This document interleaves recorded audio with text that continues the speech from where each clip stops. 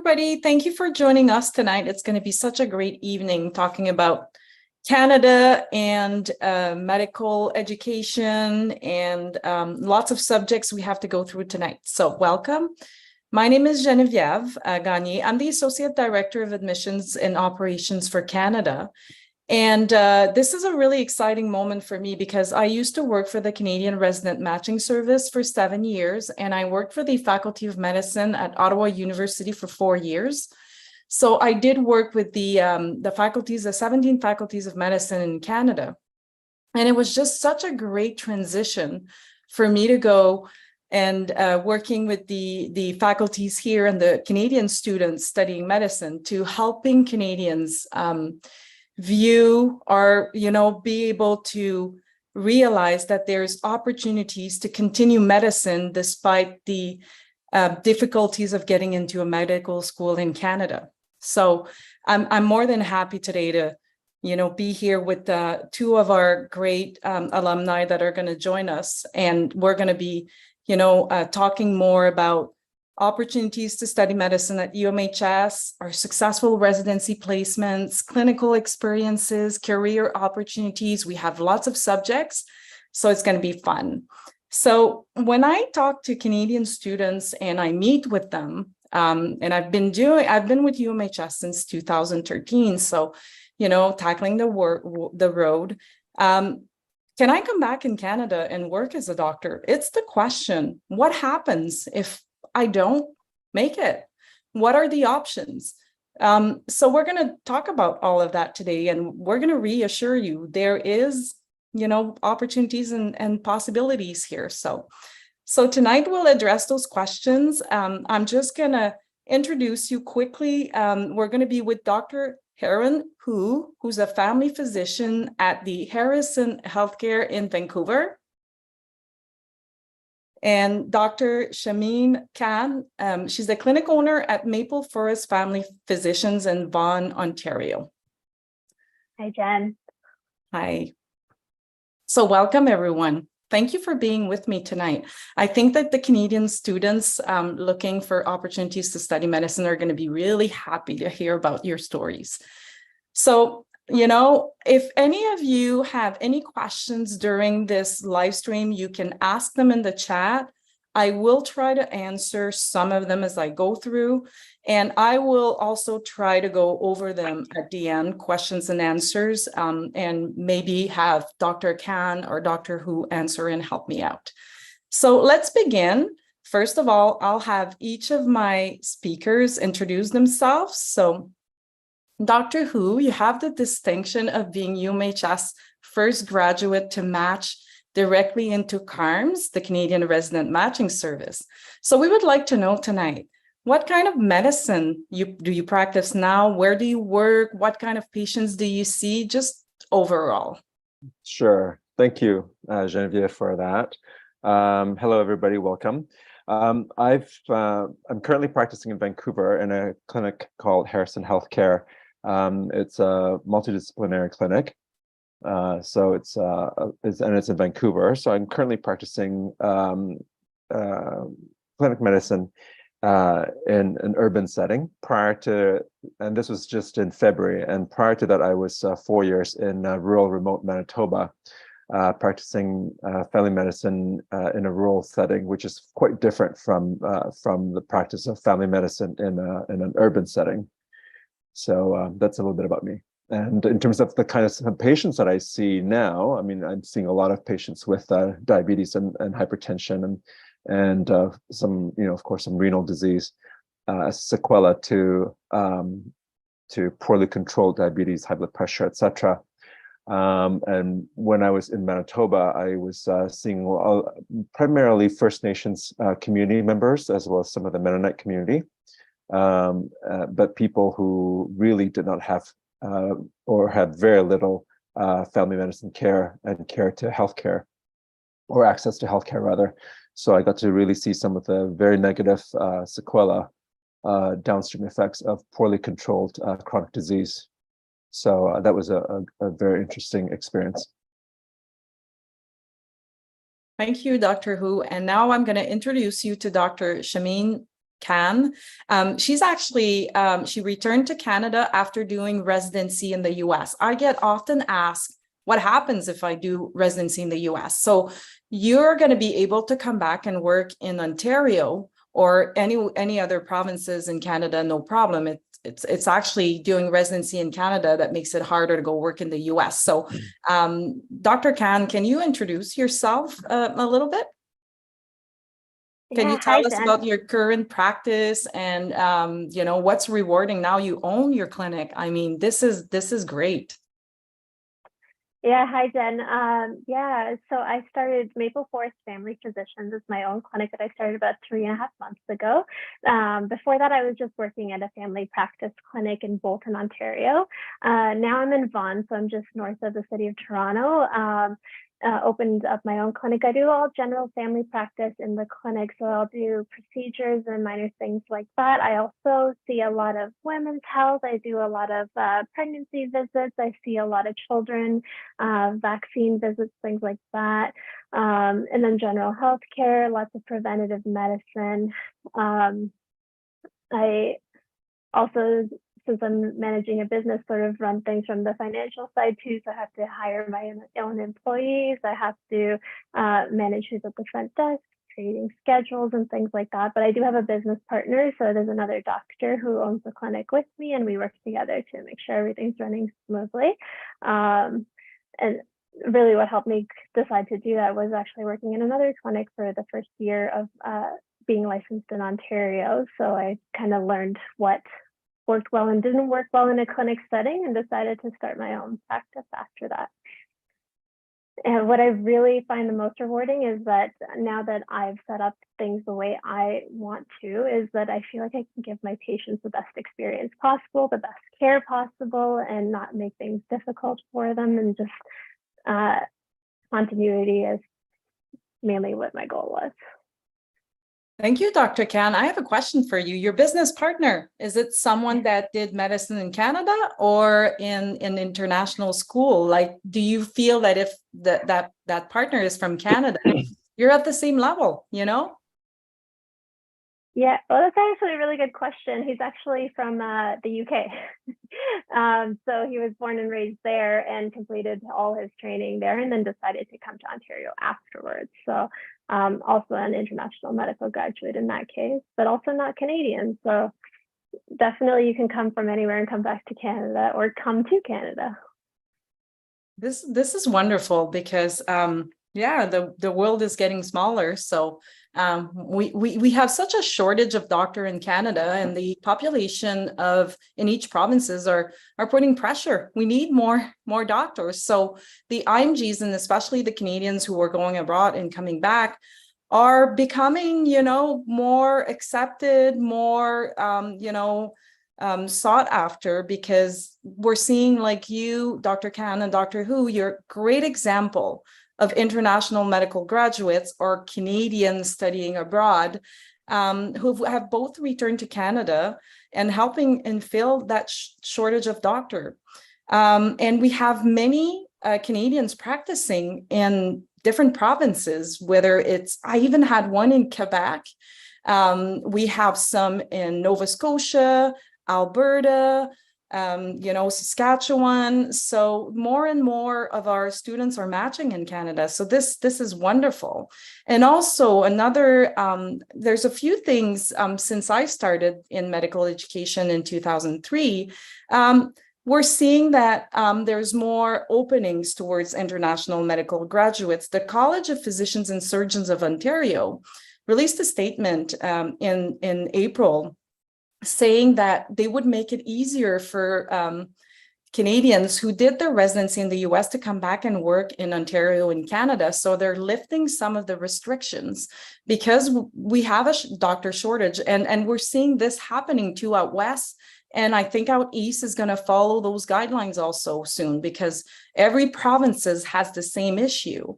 And this year, working at CARMS for 7 years, the Canadian Resident Matching Service, I've seen the trend of IMGs, and we had this year 100 more IMGs matching than any other years. This is a big increase, and it's wonderful news. It means that the Canadian medical system is opening up to international medical graduates, and it's getting better. And this is so exciting because we have wonderful Canadians that are going out and are trying to come back. And you know, like UMHS is a wonderful option, and it's well positioned. It trains our Canadians really well to apply to CARMS. So I think we're going to talk about that, why UMHS is a great option for Canadians. So Dr. Khan, why did you choose UMHS, and what do you think why do you think Canadians should consider UMHS? I'd love to hear your thoughts. Yeah, for sure. So I was doing my undergrad at the University of Toronto, and I was in the pre-med club there. So I was part of the club, like one of the executive members, and we would recruit different med schools or different programs, training, all kinds of stuff like that to try and bring them in to give promotional talks and things, and give people options on where they can go to med school, how they can prepare for med school and things like that. And so I had seen talks from several different Caribbean schools, and I knew Caribbean schools were something I might want to consider in the future. But UMHS really stood out to me. They had a rep similar to you, Jen, that came in and talked about what the school was like, and they kind of explained the smaller class sizes, all the flexibility that they had about different types of programs. So like if you needed to slow down in your in how many courses you were taking and stuff like that, that it would there was options for you. So really in the end, it was the only Caribbean med school that I applied to because it was just really convincing at the promotional event, and I'm really glad that I did it because it worked out really well for me. As far as other Canadians considering it, I think it's a great option because if you go to UMHS, they have, like I was mentioning earlier, Jen or any other Canadian reps that will kind of help you and guide you to knowing the steps in order to come back to Canada if you want to. So all the support is there, and knowing what exams to take and what requirements need to be met in order to come back, there's a lot of help and support for all of that. Thank you, Dr. Khan. That's wonderful to hear. Now we're gonna talk to Dr. Hu because he has a different path. So Dr. Hu transferred to UMHS. So I'd love to hear, Dr. Hu, what prompted you to transfer to UMHS? And what was it about the school that appealed to you at that moment? And do you feel this was the best decision? And you know, how did you prepare? And you know, everything, like the feel of UMHS when you transfer and you got to your school, you know, what would you like to say to Canadians who are thinking to go abroad? Well, before I tell my story, Geneviève, I think at some point, if you get to share with the participants your history and what you've done in the past, you know, and as part of your CV in terms of your relationships with the medical schools in Canada, had I known the extent to which you were involved when I was a medical student, I would have transferred to UMHS much sooner. So I hope you get a chance to just relay that to the participants who are listening, because when prior to this live stream happening, you introduced a little bit about your background, and I thought to myself, my goodness, you know, had I known the kind of support that you were providing to UMHS for potential resident applicants, I think I would have transferred much sooner. So, you know, to go back to the question. Yes. Yeah. Thank you, Dr. Hu, for saying that, because you transferred, so you didn't get to meet me, but I'm sure you heard about me. You know, at this school, I keep a great relationship with Canadian students. So thank you for saying that. You're welcome. I transferred from another Caribbean medical school after I finished the basic sciences component of the education. And I was specifically attracted to UMHS because of the affiliations with the hospitals across Canada, across the US, but also in Canada. And in particular, I was interested in the affiliation with Ontario Shores Centre for Mental Health in Whitby, Ontario. And I knew that at that point in time, I had a special interest in psychiatry. And I thought, my goodness, if I wanted to go and apply for a match in a psychiatry residency, that would be a great way to sort of get an in, if you would. So that was part of my reasons for transferring to UMHS, but also because of the curriculum that UMHS provided to the students who are doing their clerkships across the U.S. So the various hospital affiliations I thought were very, very good. Like, for example, when I was I did my OB-GYN in Maine, and internal medicine in Chicago, and so I just thought it was a really good exposure from that perspective. And in terms of my decision, I obviously, I feel good about my decision because I am where I am today because of that decision. So I'm very grateful to UMHS, and that's part of why I'm giving back and doing this little talk too, this little panel. Well, thank you, Dr. Hu. That was really interesting. And every student has their own journey and own experiences, and there's many different schools that you can choose from, especially when you look at international medical schools. There's so many of them, and I meet students all the times that are overwhelmed with, oh my God, what works for me? And I always tell students that they have to go with their heart and find a school that really talks to them and is about their values and what work and study environment would work best for them. And we're all different. But one thing that I always tell students about UMHS is that we have small class size, and I feel personally that this is a plus because the faculty to student ratio is very low. So you have those big schools in Canada. Dr. Khan, you went to University of Toronto. You know what big classes are. And sometimes when you need help, it's more difficult. So UMHS, we have small class size. Also, when you look for international schools, you have to look at tuitions. You're leaving the country. So the tuitions are very competitive for UMHS. We have, an affordable tuition that makes it possible for Canadian students. And the legacy of the owner of the school is just incredible. They've been doing it since the late 70s. I feel this is so reassuring. When I met some of the owners of the school in 2013, we connected because it's a family. I have kids. Family values are really important to me, and seeing a family that cares about their student is really important. So this is another thing. And we offer different entry program to make sure that our students, are well prepared. The ARP program, the, extended basic science, and these are all the things that I discuss with students when I talk to them. My goal and our goal as a team is to set our student up for success. And I think that Dr. Khan and Dr. Hu can testify of that. So, and we have some resources to help student. So that being said, I get very excited about that subject, but, I want to hear more now the options post-graduation, your stories, Dr. Khan and Dr. Hu, because there's different paths. So they came back to Canada, both of them, but a different way. So Dr. Khan, we're going to start with you.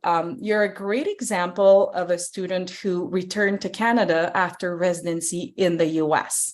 So also, you mentioned some, change during the COVID. So we're gonna hear your story and how it was returning to Canada, and what advice you have for students who are wondering, like, should I do residency in the US? And we all know there's more opportunities in the US. So let's hear about what you have to say. Yeah, so I did my residency in Iowa and then returned after I completed my family med residency. When I did it, it was actually so much more difficult than it is now. So when I went through it, I had to take the USMLE, step 1, step 2, step 3, but then I also took the MCCE, the QE1 and the QE2. I didn't end up taking the NACOSCE, but that's specific to Ontario. It depends on the province. So what they do now is if you do take the USMLEs, you only have to come back, you only have to take the NACOSCE and the QE1. So it's a lot less exams than it was for me at the time. I was actually coming back during the pandemic. So it was all during COVID while I was trying to transition back to Ontario. So all of those requirements were sort of up in the air, and multiple of my exams kept getting canceled. And then they decided to just sort of streamline the process sort of after I had just finished going through it. But it's great now for future UMHS students that do their residency in the United States to be able to come back, because now it's 1 or 2 exams depending on the province that you're going to. It makes it a lot easier to come back, and honestly the Canadian MCQE1 is a lot easier than the USMLEs. So if you had a problem doing the USMLEs, you won't have a problem doing the QE1 as well. I didn't have to do the Canadian Family Medicine boards because I took the American boards and they are considered equivalent, so that's 1 less exam as well. As far as advice for future students that are coming through this path, just sort of what you're mentioning, Jen, it's an option. So like there is so many more residency programs in the United States than Canada. So if you think you need that chance to try and get into match by having higher odds and you want to go through the US matching program, just know that once you complete it, you can definitely come back. It's not that hard to do. The process isn't that long. There's much less exams and much less requirements than there used to be, because they're really opening it up to IMGs because they really want more doctors in Canada, because we have that shortage. So Dr. Khan, yeah. Question for you. Did you feel that your residency program in the US prepared you well to practice in Canada? Like, do you find that they had extensive training? Because as of now, I think that family medicine residency in the US is 3 years and Canada is 2 years. So I've heard through, talking to Canadian alumni at UMHS that they felt that the training in the US was excellent. Can you talk about that? Yeah, really good question. Yeah, I do feel like compared to some Canadians that I've met, it looks like we got a lot more training. So 3 years basically can cover so much more. I learned a lot of things that I feel like weren't as well covered in Canada from what I can observe. So I feel like I'm a lot more, not that I ended up going into hospital medicine, but I'm a lot more comfortable than some Canadian students may be. And I felt definitely completely prepared to return. It's really not that different practicing medicine in Ontario or anywhere in Canada versus the United States. The models for medicine are a little different, but really the actual practice of medicine and what you're doing to treat patients, guidelines, all of that is the same thing. So no matter if you learn in the United States or Canada, it's pretty easy to transition. Yes, that's what I heard. And we have to keep in mind that when we're looking for international schools, Caribbean schools are really there to train you to come back in Canada and US. Canada and US is similar. So in that sense, another good example, we're going to move on, that there's another options for Canadian students at UMHS is that they can practice and come back for residency through CARMS. And which is great. This year we had 2 grads matching in Canada, and I'm always so excited. I follow that like with my popcorn on an evening, and I'm like, I want to know where our Canadians are going because I'm very proud of them, and I know the difficulty of just getting into a medical school in Canada, and after that the difficulty saying I'm going abroad, am I going to be able to come back? So I'm as proud as they are and excited. When I was beginning at UMHS, I remember a first student who matched during my first year I was there, and we were texting at night, and she was all excited, and she matched actually in my hometown in Ottawa U. So we got together after this. This was an exciting moment. So talking about CARMS is exciting. So this year we had one student matching at Northern Ontario School of Medicine in family medicine, and another one in internal medicine at University of Alberta in Edmonton. So congratulations to them. I mean, this is big. And Doctor Who was able to match through the CARMS match. And I think it's going to be so interesting to hear about your journey. And if you see that, do you find that some things have changed since you've been through the process, and what advice do you have? And then, yeah, so it's to you, Dr. Who. Sure. Thank you, Geneviève. When I graduated from UMHS, that was in 2016, and then I matched into the residency program then and graduated residency at the University of Manitoba in 2018. So at that time, like Dr. Khan, I had to do, after finishing medical school, had to do the MTC QE1, QE2, and I did that together with the USMLE 1 and 2, and also did the NAC OSCE and the MCCEE. So I had 5 exams to write. And I had to really strategically time my preparations in studying for those exams, because they came out at certain times of the year, both the American boards and the Canadian boards. So I think students nowadays are very lucky in that process has been streamlined significantly. Secondly to that, just in terms of the CARMS process, I would say during that time, I did apply for both residency positions in both the US and in Canada. And it was a substantial amount of financial investment into doing that, because the cost of applications are substantial, including, the cost to travel to various states or provinces across the US or in Canada. So that whole process was very daunting, but it just required a lot of focus and a lot of planning and whatnot. In terms of the CARMS process, I matched into the University of Manitoba's rural medicine program on my second iteration, and so it was a fairly grueling process to begin with. So what I would say to students who are coming on with UMHS, I would say, really consider family medicine as a residency option. And the reason why I say that is because, especially if you're planning to come back into Canada, just this past year, there was over 250 family medicine residency spots that were unfilled.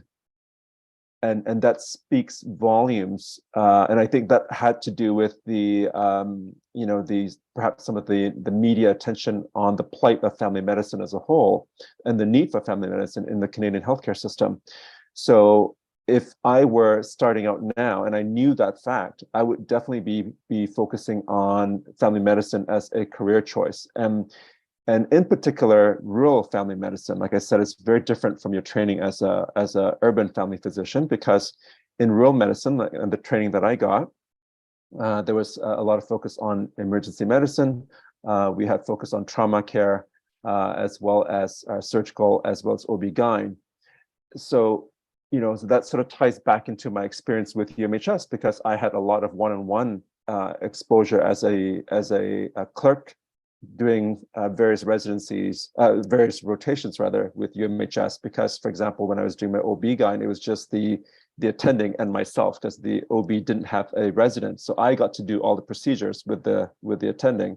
So it's that kind of one-on-one exposure as a clerk, as a student, that will just increase one's sense of confidence when you're out there as a resident or as an attending when you finish graduation, right?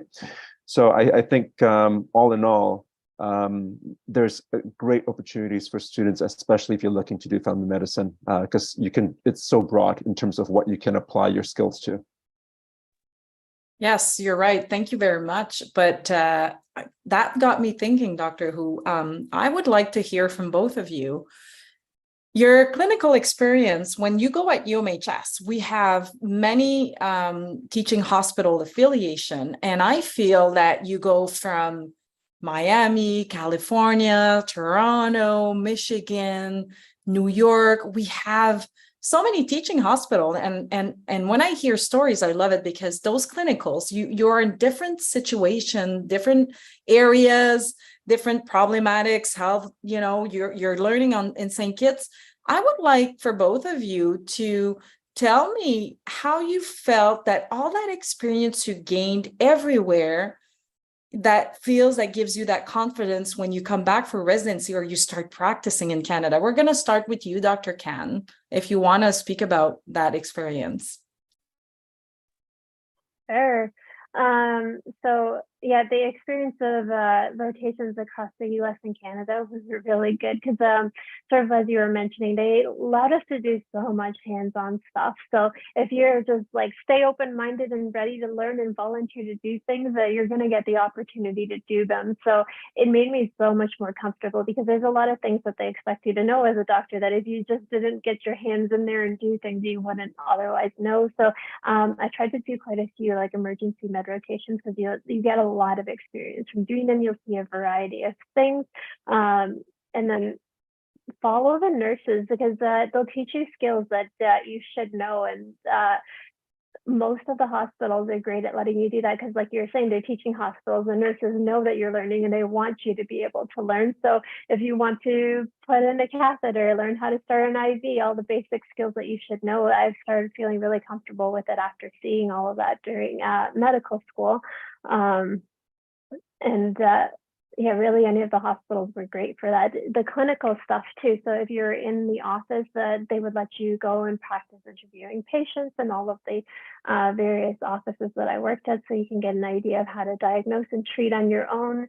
It gave a great perspective, and I helped you start building how you were going to practice as a doctor. And Dr. Hu, your experience, because you transferred to UMHS with the clinicals. So I'd love to hear your experience. Sure, but before I forget, I want to mirror what Dr. Khan said. Be nice to the nurses because they can make or break you.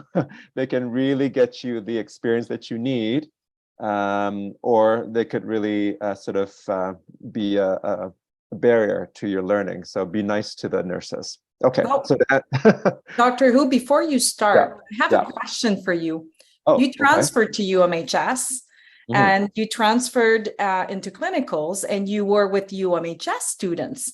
Correct. How do you feel UMHS students were prepared? Because we have the anatomy lab, we have the simulation lab. We work really hard with our students from the beginning, and then to get you ready for the clinicals, we have the 5th semester. So maybe if you have some thoughts on it, I thought it would be interesting.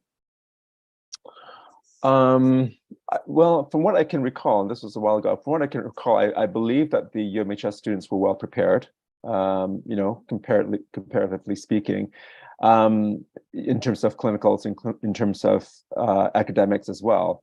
At the end of the day, it really has to do with the students' sense of personal accountability and commitment to learning. We get what we put into, right? So I think the UMHS, my colleagues and my classmates at the time, I had great respect for, and I thought they all did really well. So I hope that answers that question. But in terms of going back to the original question around the clinical exposure, again, I really want to just do a shout out to the affiliations with Ontario Shores Medical Center for Mental Health, because at one point, like I said, I was interested in psychiatry, and I think I did a month and a bit of rotations at Ontario Shores and Whitby, and I got to see a lot of patients with schizophrenia and addictions, and pairing that with my experience in rural Manitoba, I was dealing with a lot of patients with addictions and schizoaffective disorders and schizophrenia and such. So I think my experience and my exposure there really provided good support and preparedness to be dealing with those kinds of issues as an attending. And I also did my additional work at UBC as well. with regards to the obstetrical aspect of it, for example, I also had an interest in obstetrics, and the exposure that I had as a student with my OB attending in Maine was, like I said, one-on-one. So it was fantastic, and that really propelled me into doing a enhanced skills in OB at Women's Hospital in Vancouver. And that provided me with that degree of confidence to be able to do that work, as an attending or as a post-grad, for example. So it was great, all a good experience. That's good, and also it's important for students to understand the importance of having good affiliations with teaching hospitals, because I'm sure you can testify that the network and the connection you make while you do your clinicals and electives are really helping in all that process to obtain residency. And I don't know if any of you two have any insights, because we're one of the only schools that has a team only dedicated to helping you apply for residency.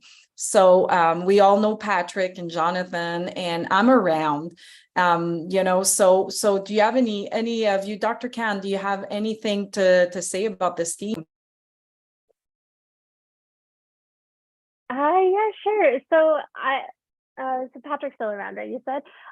So Patrick, yeah, I found that he was so helpful in helping me figure out where I wanted to do rotations, because I feel like I spoke to him more often than anyone else at UMHS, because I went around to Atlanta, Augusta, Chicago, and I did Ontario Shores as well. And then I ended up actually doing an elective in Mississauga, just west of Toronto, in family med as well, because I knew that's what I was interested in. And he helped me with all of the process for all of those rotations and figuring out what my schedule would be, when I would be where, and what I was doing. He helped you. Did he help you also for applying for residency?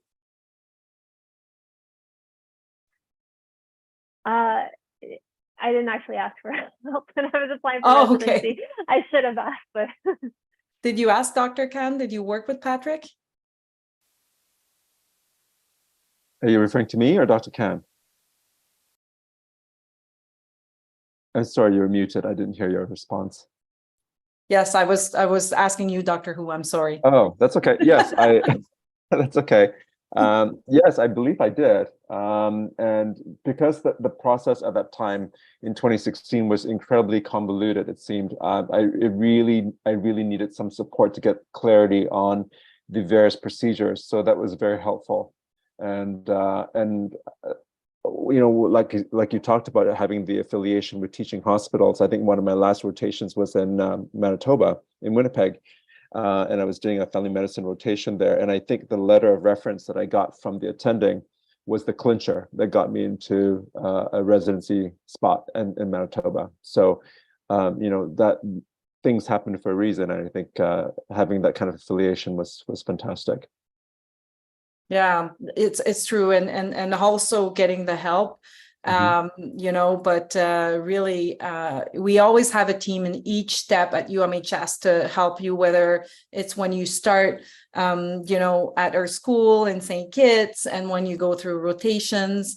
I've been with UMHS for a long time, and I think that, the staff has been there for a while, whether it's on the island or for rotations, and it creates really a unity where we're there for students. So this is wonderful. Dr. Khan, we have a question for you, and I think that'd be really interesting. Was it difficult to open a practice in Canada? And how did you prepare? Did you feel that, having the root of an IMG, working hard, leaving Canada just gave you that courage and insights on opening a business? Yeah, for sure. So yeah, I definitely would not have been able to open a business or know how to go about doing it if I had come straight back to Ontario and immediately opened my own clinic. But having good resources is really important. So knowing other doctors that are practicing in Ontario, practice at another clinic for a while, see how they do things, kind of get a feel for how practice is in the area that you're in, so that you are prepared, first of all. And then it's really all about being as organized as possible and getting a good lawyer. So lawyers will help you set up your corporation. They'll help you set up any contracts that you need to set up your business. Using a real estate agent as well for looking for locations, because if you do it on your own, there's lots of things that I didn't know that you should be inspecting and checking for. So definitely have use the people that can help you set this up the right way, do it right the first time, so that you know that the access and the benefit is there for your patients in the long run. It wasn't hard, but it is long. It took me about 3 months to get everything set up. How did I prepare for that responsibility? I mean, mainly by being organized. We had lots of lists. We had things and tasks, what we needed to get done, when we needed to get them done by, deadlines, and you just kind of go through. And because I did have a business partner, we worked as a team. He'll do some things, I did some other things, and we just kind of worked together and made sure we had everything set up. We wanted to have a nurse as our manager. We hired a nurse. We figured that out and made her part of the business, because there's aspects that she could really help with by being a nurse, like getting us set up with the vaccine fridge is one of our greatest examples, because we need to coordinate that with public health and make sure everything is up to code in order to make sure we can keep delivering vaccines to all the children and adults that come through.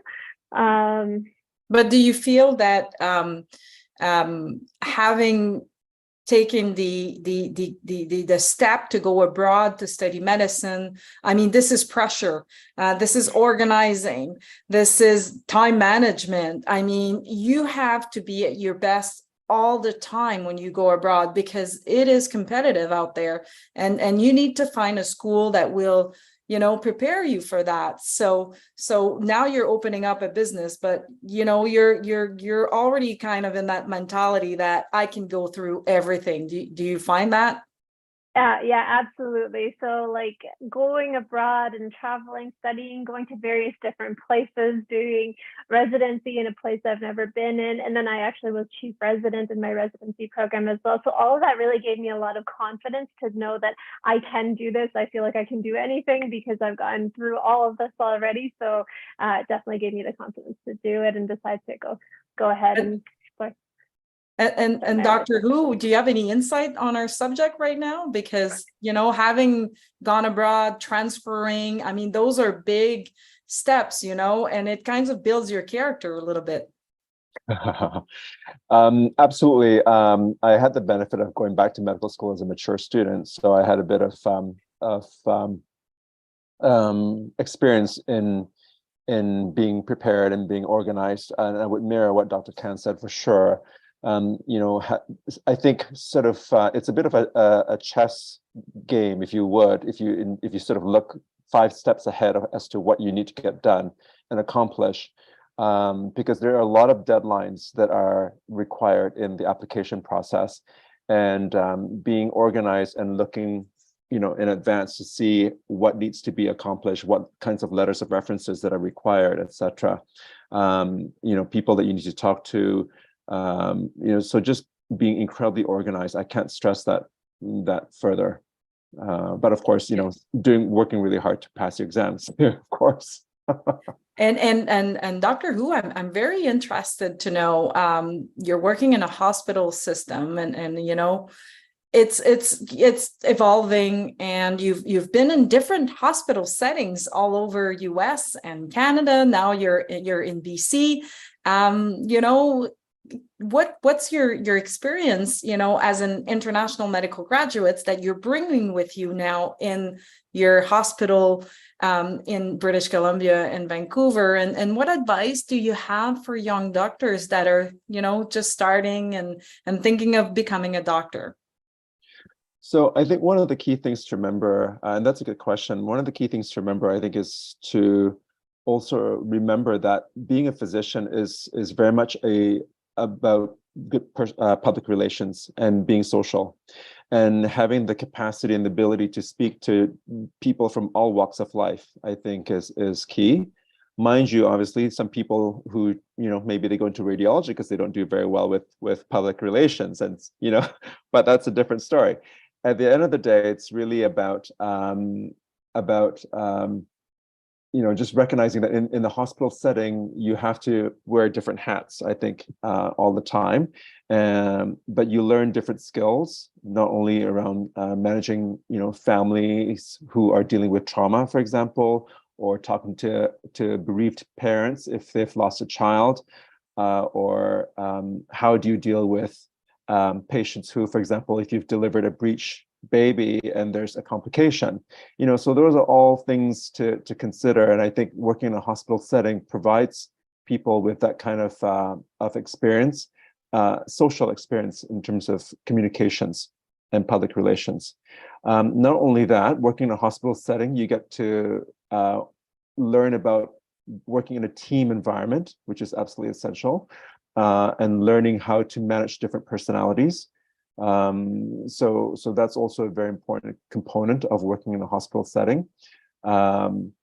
So, and of course, procedures. I mean, that just goes without saying, whether you're putting in a chest tube or whether you're, I remember the last time I was in the emerge, I had to do a surgical tracheostomy for a patient who was had overdosed.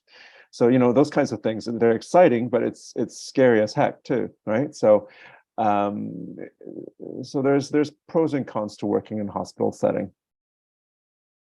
But this is all part of the experience. I feel that Canadian medical schools are amazing, and if some students enter our Canadian school, wonderful. We have some good schools, but one of the things that I feel about the Canadians going at UMHS, and when they talk about their clinical experience, is the variety of environment that they are trained in. And like you said, I think that the public relations and the skills you develop as an international medical graduate, where sometimes you get into settings where people are like, oh, it's an international medical graduate, but as UMHS student, you stand out because you got the proper training, and you need to stand out, really. That leads to a question I have for both of you. As Dr. Khan, you went to the island and you did clinicals. The faculty members, do you have just a memory of one that just inspired you, or some faculty staff that you remember that just helped you go through some moments that were difficult? Yeah, for sure. So first one that comes to my mind is Dr. Mungley, who I believe is still there. Yeah, so he was amazing. Like, he had this great way of teaching you. You just sit there and listen and absorb so much information from him, and his door was always open. So if you didn't understand a concept, if you had any questions, if you were studying and you were just stumped and you wanted to talk to him about something, you could just go and see him in the faculty office. He was always there.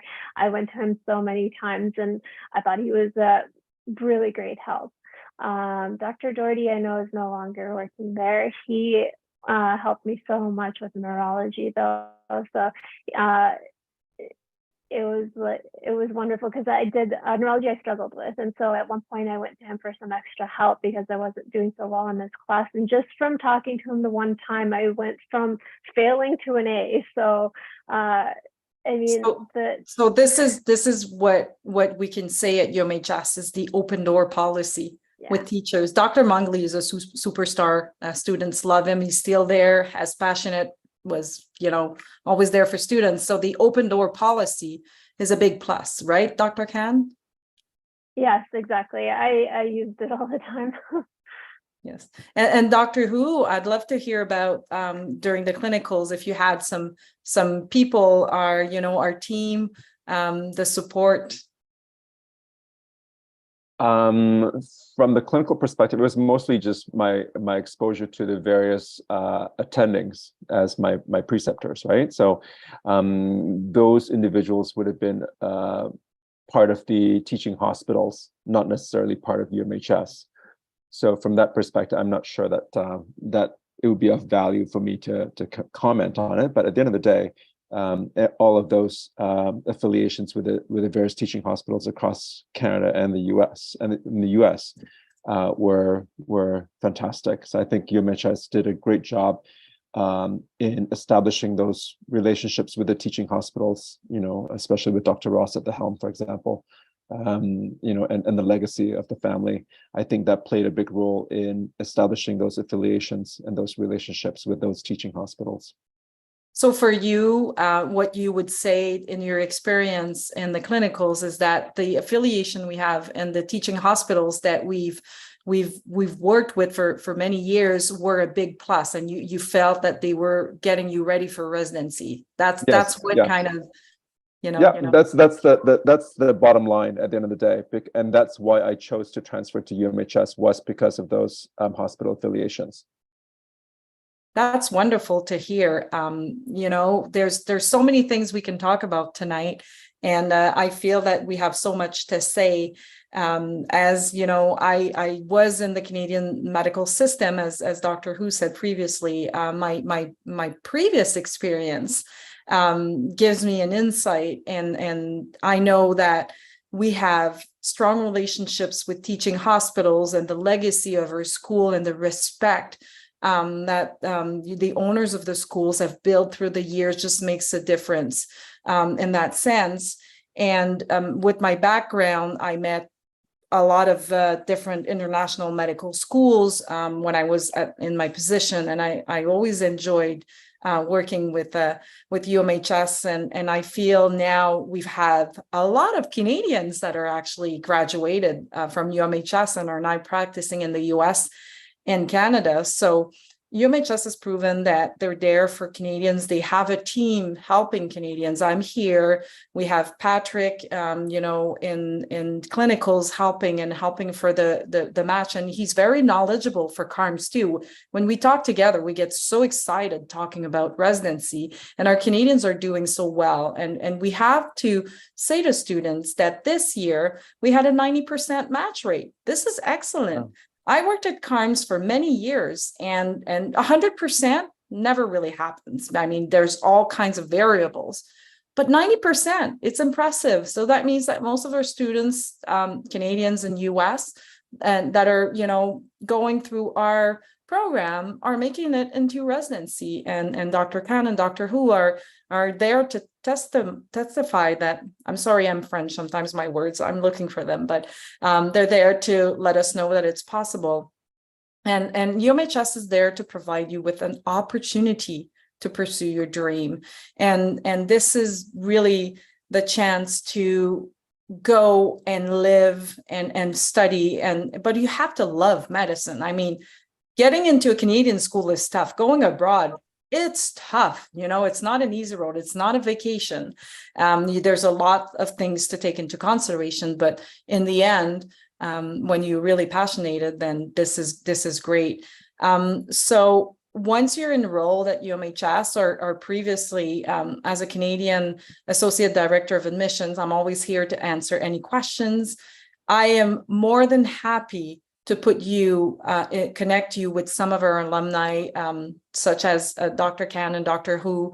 We have many more across US and Canada that are more than willing to help and always tell me, Jen, anytime I'm here. We have some Canadian students in neurology, psychiatry, anesthesia, radiology, internal medicine, family medicine, and Dr. Hu was right. Family medicine in Canada, this is where we're lacking, and we need more family doctors. So if some of you are really saying, I want to come back to Canada, and family medicine is a great option. So that being said, we've covered lots of stuff today, and we could talk about, more and more. I don't know if any of our students have any questions for Dr. Khan, Dr. Hu, or I. You can write your questions right now. And in the meantime, while we receive questions, I just want to let students know that this event will be posted on YouTube, our channel, and it's a great opportunity also to go on YouTube and see the past event, because we've done lives and all kinds of events, and they're all posted on YouTube.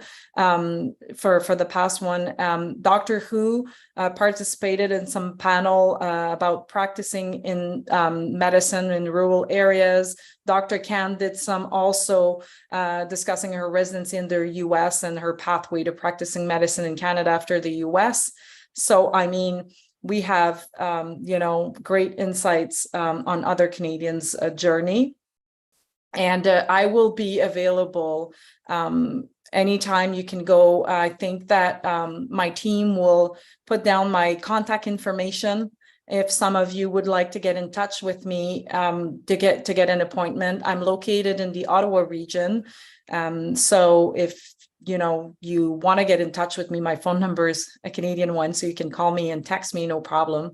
I know that some Canadian students sometimes wonder like if they're calling outside Canada. So that's not a problem. If you have any concerns or you want to learn more about our MD program, I'll be more than happy to help. I'm always so happy to talk with students and learn about their journey and why they want to go into medicine abroad. I don't think we have any questions that we've missed or that we, a question just came in. We have a good question, and we're going to go over that question. I'm going to start with Dr. Who. How were you treated as an IMG by others? Has it become easier? Do you find that now, even your practice, do you encounter IMGs and what's the feel? So that's a good question. In terms of being an IMG, I think, sadly, I think there is a bit of a difference in terms of individuals who are practicing as Canadians studying abroad versus actual IMGs. And I'm very sad to say, but I have seen that firsthand. I think there's a significant amount more of a challenge for IMGs coming from other countries, trying to get a practice into practicing status in Canada versus Canadians studying abroad. But to answer your question, speaking as a Canadian having studied abroad, I was treated like any other Canadian. And if anything, I had to work harder because I had to prove, I felt I had to prove something as an Canadian studying abroad. So, it really was a driving force for me to work extra hard and get into those situations where I could do procedures or get into the surgical suite and scrub in, So I felt that I had to be more driven from that perspective. And in terms of whether or not I was treated poorly, I can't say that was my experience at all. If anything, I think it was a positive experience. And you, Dr. Khan? Yeah, for sure. So being in the Toronto area, most family doctors here are IMGs, so it's not really something that I really experienced. So everyone that I know that is practicing medicine here does not get their license in Ontario. So I didn't feel like I was treated any different. We were all learning. We all basically knew we came from somewhere else. We all know the same medicine. Practicing medicine is not the problem. It's learning the system that you're working in that you need to be able to figure out. But just like finding people that have done it before and asking for help and having those good connections. And for anyone who's specifically coming to Ontario, I can definitely answer some of those questions for you about what it's like to be an IMG if you come back to Ontario. And I have some really good resources and connections that I can get people connected with as well. Thank you so much, Dr. Khan and Dr. Who, for that insight. In the end, the medical world is small and big, but yet we all have the same passion. I'm not a doctor, but I'm passionate about the subject, and working with students, I feel is so so exciting and interesting. So yes, in the end, when we go to the doctor, we don't know where they came from or, you know, where they went. We just want to know that that doctor is there to help us. And those doctors, they have the same passion, is to help people and be there for the healthcare system. And all the Canadians that are coming back in Canada is just such a big plus, because we're lacking seats in Canada, but we're lacking doctors too. So we're grateful. I am grateful as a Canadian that I was, you know, I have some Canadians that decided to go study abroad and then to come back in Canada to be there for us. Dr. Hu, you have something to mention? Yes, sorry. There was a question. I wanted to make sure that this question was addressed. There was a question about students who are taking a semester off. Yes. And what are some things to do while they're being off? So if you're okay with it, I'll answer that. For me, I would say that if you're taking some time off, be prepared that that might be coming up on a question when you go to your various interviews for residency spots. Your residency panel will probably look at that and want to know why you've taken the time off. So I would suggest having a very good answer, but I would also suggest, if you are taking a semester off, to really focus on maybe getting some opportunities for observerships. So, you know, that would be a very good reason, I think, if you were applying for a residency spot and you said to the panel that you took time off because you wanted to do some additional work to observe in clinical settings. I think that would reflect well on your application. Well, that's wonderful. That was actually a very good question. Good answer. And when I talk to students in Canada, I always say, you want to have the best profile. You want to have your degree. You want to complete a research you started. You want to have good answers for each steps that you took, because sometimes it can be the difference between a yes or a no. So you're right, Dr. Hu, it's important to have, you know, a plan ahead of you, especially when you're thinking of applying for residency. So we're already at the end of our events. We're going to be having lots more for Canada. So stay tuned, continue following us on our social medias, our platforms. If you haven't registered for our newsletter, it's time to do so. You're going to get all the information about, you know, the events, news about our school, and all of that. So we're here to help you. We're here to answer questions. And I would like to thank Dr. Hu and Dr. Khan for joining us tonight, and everybody that joined tonight that, you know, assisted our live event. I'm more than happy to discuss it, you know, after. But thank you all for being with us, and I wish you a very good evening to everybody. And good luck. You.